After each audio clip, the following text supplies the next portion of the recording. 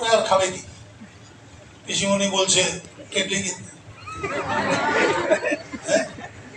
বলে ভাতা নাও, যুবশ্রী নেই বোধ হয় এখনো, না করে দেবে, দেখবে সব ভাতা ভাতা কেস, ভাতের কোনো গল্প নেই, ভাতা।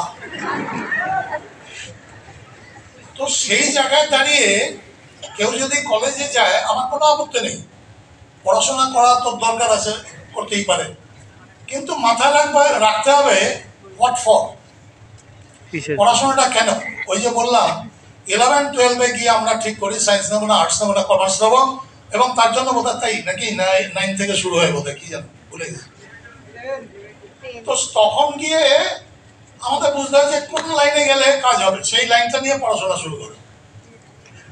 আর হায়ার সেকেন্ডারি কমপ্লিট তার মানে শুধু মানে যখন গ্র্যাজুয়েশনের কাজটা করছো তখন একটাই উদ্দেশ্য থাকে, হাউ টু আর্ন মানি।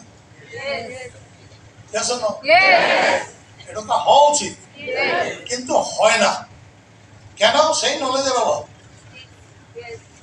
আমি এক ভদ্রলোককে জানতাম, উনি যখন রাস্তা পার হতেন যদি কোনো গাড়ি সামনে চলে আসতো ভয় চোখ বন্ধ করে থাকতেন, মানে দেখবে না মনে হয় কিভাবে মারলো ওটা দেখবে না, চোখটা বন্ধ করে থাকে ভয় চোখ।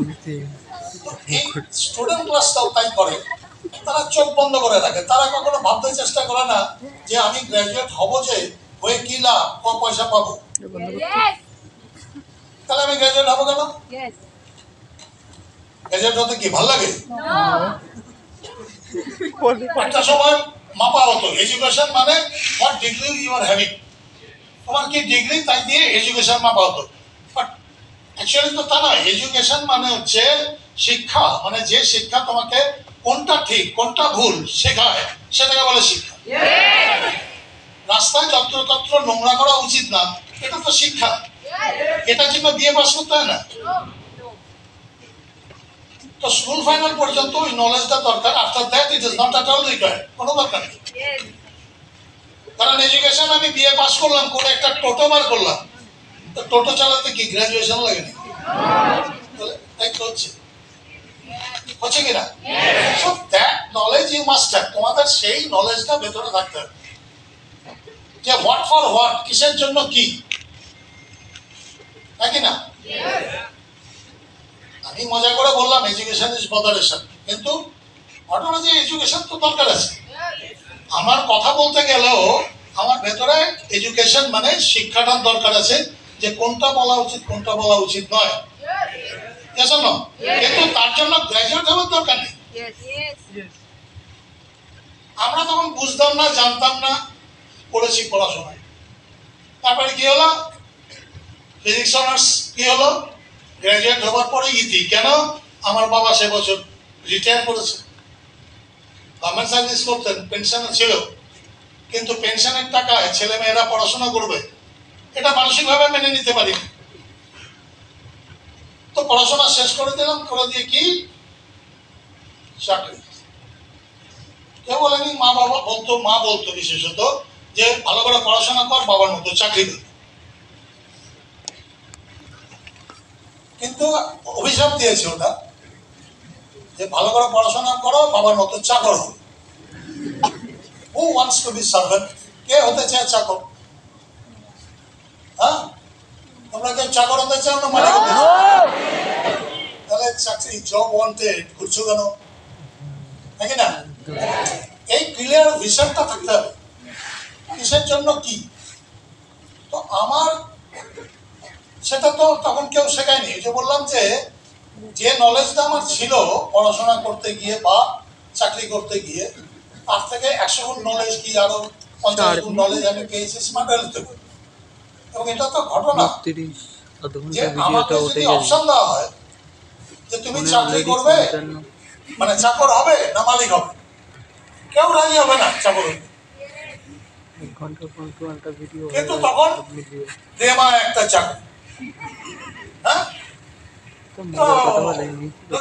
কোথায় না ওয়েস্ট বেঙ্গল গভর্নমেন্টের, ওয়েস্ট বেঙ্গল গভর্নমেন্টের land revenue officer. Land revenue officer মানে গেজেটেড পোস্ট।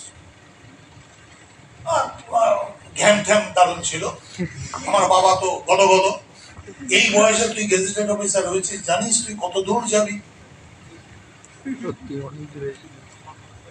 আমি কত দূর যাবো? আমি কি টেলিস্কোপ লাগাবো? আমাকে পোস্টিং দিয়েছে বর্ধমানের গ্রামে। কত সাল? 1974। জন্ম হয়নি অনেকে, তখন সত্যি গ্রাম ছিল। এখন তো গ্রাম খুঁজে পাওয়া যায় না। বর্ধমানে খণ্ডঘোষ, শেয়ারা বাজার এসব নাম ছিল। তো সেখানে চাকরি করতে গিয়ে চোখে জল পড়তো। কেন? বড় হয়েছি কলকাতা শহরে শিয়ালদহ অঞ্চলে, যেখানে রাত 12টার সময় বেরোলে মনে হয় সন্দেহ হয়েছে। তাকে পাঠিয়ে দিয়েছে ওই গ্রামে গঞ্জে, যেখানে নাকি আমি অভ্যস্ত না। প্রথম তো টয়লেট নিয়ে সমস্যা। তো কানন্দ সাহেব তিনি তো বড় অফিসার, তো আমাকে বললো যে আপনি যখন যাবেন আপনার বলা থাকবে কেউ ওই দিকে যাবে না। আমি সরি, করোনা আমার দ্বারা হবে না। এমন কোনো ঘর দেখো যেখানে বন্ধ জায়গা আছে। তো এরকম সব নানা রকম আরো আছে, এইসব বলে লাভ নেই। কিন্তু আলটিমেটলি কি হলো, আমার মনে হলো যে কবে আমি এখান থেকে বেরোবো। আমার এইসব পোষাবে না, ওইসব গেজেটেড চাকরি থাকে। বাবা তো খুব রাত, তো খুঁজতে খুঁজতে কি হলো না, ব্যাংকের চাকরি। তো ব্যাংকের চাকরি, তার পোস্টিং বড় বাজারে। আমরা যাক বেঁচে গেলাম এই যাত্রা। হ্যাঁ, বন্ধু বান্ধবের সাথে দেখা হবে, সিনেমা টিনেমা হবে, আড্ডা গল্প হবে, সবই হবে। কিন্তু বেশি দিন লাগলো না, 10 বছরের মধ্যে বুঝে গেলাম কোথায় ঢুকেছি। বুঝে গেলাম, কারণ তার মধ্যে বিয়ে থা হয়েছে, ছেলে হয়েছে, প্রকৃতির নিয়মে ভগবানের হাত না।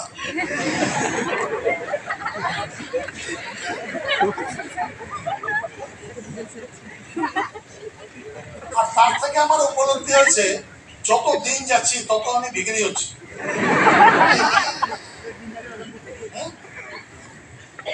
কেন? ধরো আমি যখন বিয়ে করেছি তখন ধরে নাও আর কি, কথার কথা, যে তখন আমার স্যালারিটা 5,000 ছিল। অনেক ব্রিটিশ পিরিয়ডের কথা এগুলো। ধরে নাও 5,000 টাকা ছিল। এবার 5,000 টাকা 10,000 হলো না, বিয়ের পরে খরচা বেড়ে গেল ডবল। আমার যা খরচা, আমার বউয়েরও তাই খরচা, খুব স্বাভাবিক ভাবে, তাই না?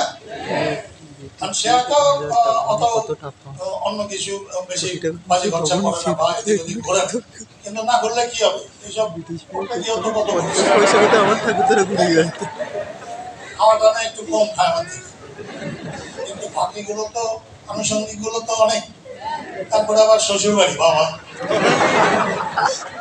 আলটিমেটলি দেখলাম বিয়ের পরে আমি গরিব হয়েছি। আগে 5,000 একা খেতাম, এখন 5,000 আরেকজন অংশীদার, মানে 2,500 করে হয়ে গেল। তারপরে 2 বছর পরে সন্তান, তার আবার অনেক খরচা তো হবে নাকি? এমনি এমনি তো টপকে পড়বে না ওপর থেকে, তার খরচা। তার মানে ওই 5,000টা হয়তো ততদিনে 6,000 হয়েছে, কিন্তু ভাগ হয়ে যাচ্ছে 3 ভাগ। ফলে ওখানে 150, আর ভাগ করতে পারবো না। গুণ নেই, খালি ভাগ করে। তো 10 বছরের মধ্যে বুঝে গিয়েছিলাম আই হ্যাভ বিন ট্র্যাপড, আমাকে খাঁচা আটকে দিয়েছে। অনেক স্বপ্ন ছিল, অনেক আশা ছিল, হ্যান করেঙ্গা ত্যান করেঙ্গা, কিন্তু আলটিমেটলি কিছুই নেই করেঙ্গা। দেখবে অনেক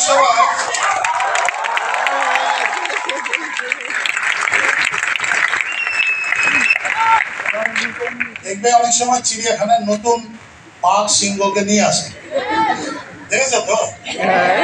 ভালো করে খেয়াল করে দেবেন, প্রথম বেশ কিছুদিন বাঘটা খাঁচাটাকে ভাঙার চেষ্টা করে, মানে ভেঙে বেরিয়ে যাবে, খায় না, ডাক করে থাকে।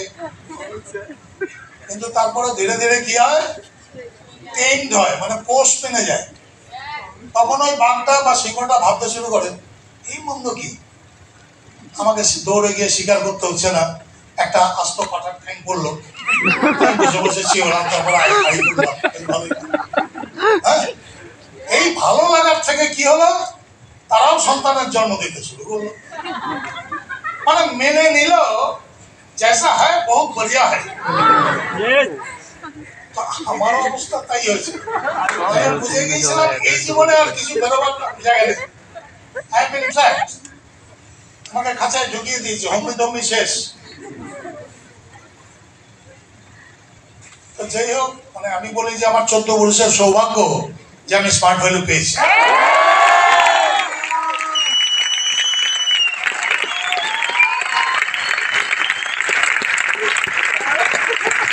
যখন ওই আশাগুলো নেমে গেল, তখন এই প্রপোজাল এলো যে স্মার্ট ভ্যালু করা।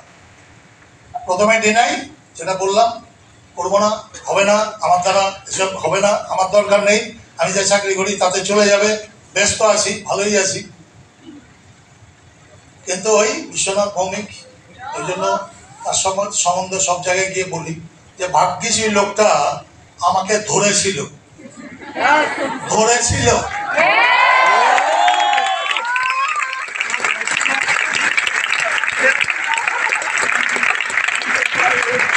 তোমরা রাস্তায় ঘুরতে যাও, তখন লোকে উল্টো পাল্টা বলে, কিন্তু তারা জানে না যে লোকটা ধরা পড়লো সে এই 24 মানে 24 না 22 22.5 হবে, 22.5 বছর ধরে যেখানে যায় সেখানেই বিশ্বনাথ ভৌমিকের গুণকীর্তন করে, হাততালি দেওয়ায়। কেননা ধরেছিল।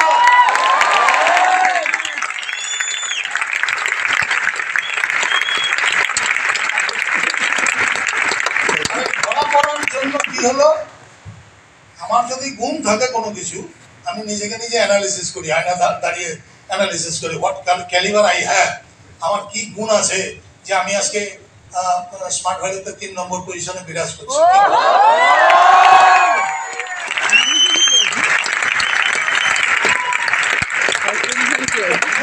একটা থাকে, সেটা হচ্ছে আই এম সিরিয়াস।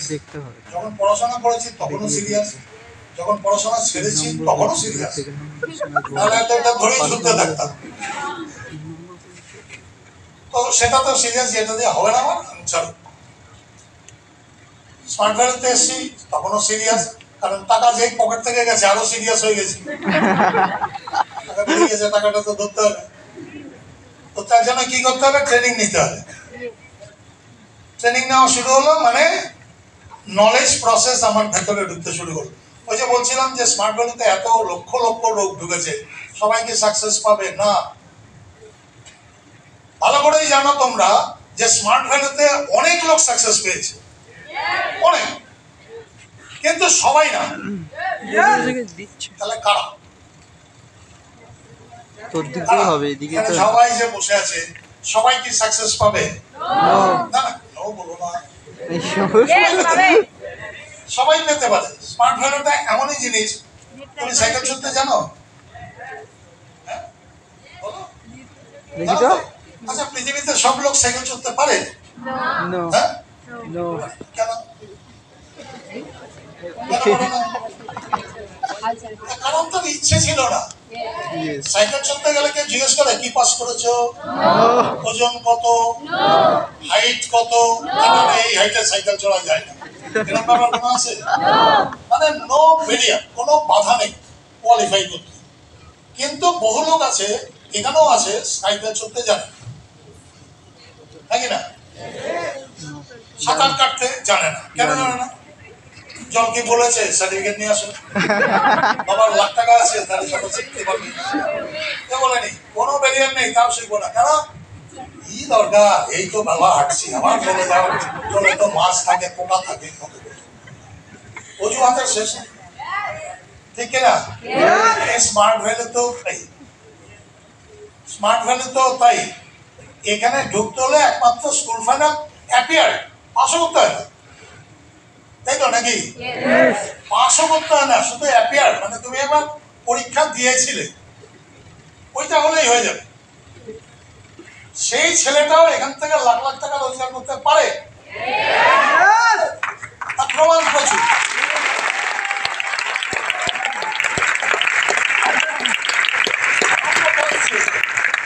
আমার কথা হচ্ছে প্রমাণ প্রচুর থাকার দরকার নেই। আজকে যদি আমি একটা ঘরে 10টা লোককে ঢুকিয়ে তালা মেরে দিই, এই তোমাকে তালা মেরে দিলাম, কালকে সকালে এসে খুলবো। 10টা লোক না, ধরো 100টা লোক একটা হল ঘরে আটকে দিয়েছে। আমি পরের দিন সকালবেলায় গিয়ে দরজা খুলে দেখলাম ওখানে 100টা লোক নেই, 99টা আছে। একটা লোক কোথায় গেল? কোনো ডেড বডিও নেই। তার মানে ওই একটা লোক 100টা লোকের মধ্যে পালিয়েছে, নাকি না? তার মানে পালানোর রাস্তা ছিল। তাহলে বাকিরা পালালো না কেন? They took it granted. তারা ধরে নিয়েছিল, তালা মেরে দিয়েছে, কি করে যাব? তারা ঘুমিয়ে পড়েছে, তারা মেনে নিয়েছে। আমাদের মধ্যে লক্ষ লক্ষ ছেলে মেয়ে তাই মেনে নেয়। আচ্ছা, সবাই স্মার্ট ভ্যালু করছে, আমিও নাম লেখাই, হচ্ছে না, কি উপরওয়ালা দিলে হবে। একবারে খুঁজে দেখে না যে আমার কোটিপতি হওয়ার রাস্তাটা কোথায়। খোঁজো, কেউ যদি হয়ে থাকে তাহলে আমি কেন হব না?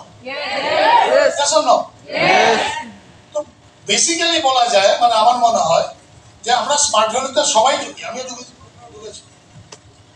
কিন্তু স্মার্ট ভ্যালুতে সাকসেসফুল সে হবে যার ভেতরে স্মার্ট ভ্যালু ঢুকবে।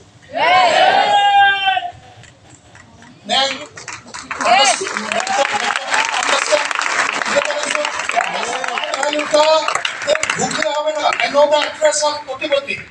কোটিপতি হওয়ার অ্যাড্রেসটা আমি জানি, সেটা স্মার্ট ভ্যালু। দুনিয়ার কোনো সিস্টেম নেই, কোনো জায়গা নেই।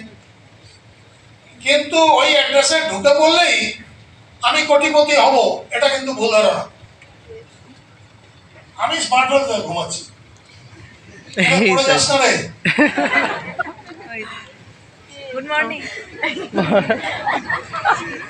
মানে আমি যেটা বলছি সেটাই। সবাই কি পাবে? পাবে? এনার্জি হবে, চিল্লাতেও পারে না। আপনারা কি করতে পেরেছিলেন?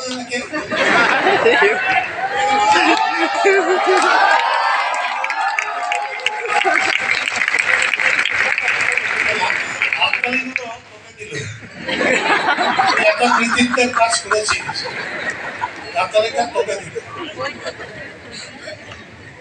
কি বলতে গেছিলাম ভুলে গেছি। ঘুমন্ত মুখ যদি চোখের সামনে ভেসে আসে, আমার কি আর বেরোবে নাকি? আমারও তো ঘুম পেয়ে যাবে। আমার কতক্ষণ বলতে হবে বলে দিস, আমাদের তো ঘুরতেই থাকে কাটা। ছেড়ে দেই তাহলে।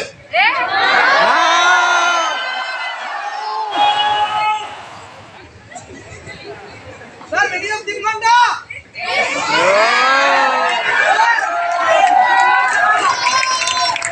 আর কি করবে না সাউন্ড বলছিলাম।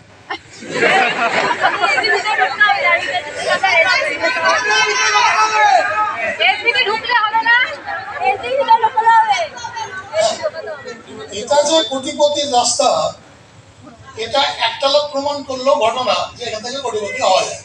যেমন কলেজে যারা ঢোকে সবাই 80% পায় না, বা স্কুলে। কিন্তু একজন যদি পায়, তাটা সেটা প্রমাণ করে যে স্কুল থেকে 80% পাওয়া যায়। স্মার্ট ভ্যালু প্রমাণ করে দিয়েছে, সেটা একটা না বহুবার প্রমাণ করেছে।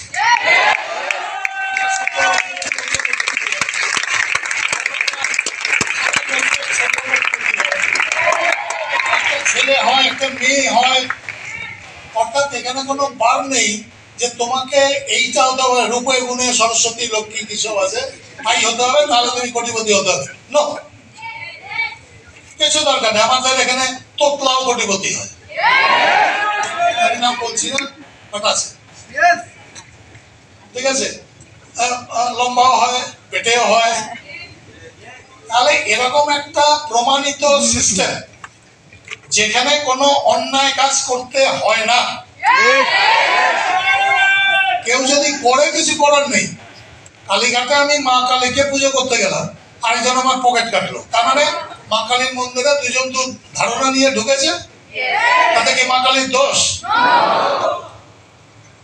মা কালী তাকেও জন্ম দিয়েছে, আমাকেও জন্ম দিয়েছে, কিন্তু দ্য অ্যাটিটিউড বিহাইন্ড, অ্যাটিটিউড কাউকে পকেট মার করেছে, অন্যায় কাজ করতে সহায়তা করেছে, আরেকজন ভালো কাজ করেছে। তো স্মার্ট ভ্যালু তো সেটা হবে। এখানে এসে অনেকেই টাকা দেখে না কোথায় ভালো মেয়ে আছে, কোথায় ভালো ছেলে আছে। যদি এখান থেকে একটা গতি হয়ে যায় তাহলে আর ঝামেলা করতে হয় না।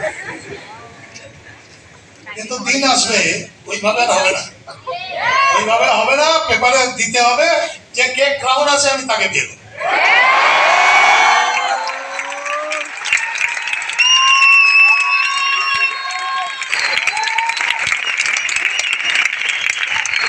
আমার সময় অফিসে গিয়ে খবর নিয়েছে যে ছেলে এত রোজগার করে, মানে কত রোজগার করে। মানে আমি তো তখন ম্যানেজার ছিলাম না, ম্যানেজারের কাছে গিয়ে খবর নিই।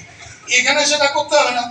ক্রাউন মানে কত লাখ টাকা হয় বোর্ডে 12 করে লিখে দেন রেকগনিশনের সঙ্গে।